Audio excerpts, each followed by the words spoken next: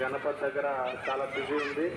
ముందుగా చెప్పాలి, రమేష్ బాబు గారు అన్నదాన కార్యక్రమానికి ముందుగా ఆయన ఏదైతే బీజం వేశారో అది ఒకరు ఇద్దరు పోయి 15 మందికి చేరింది, 16 మందికి చేరింది.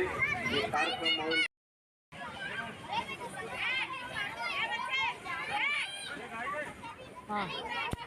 వచ్చేసి చిన్న చిన్న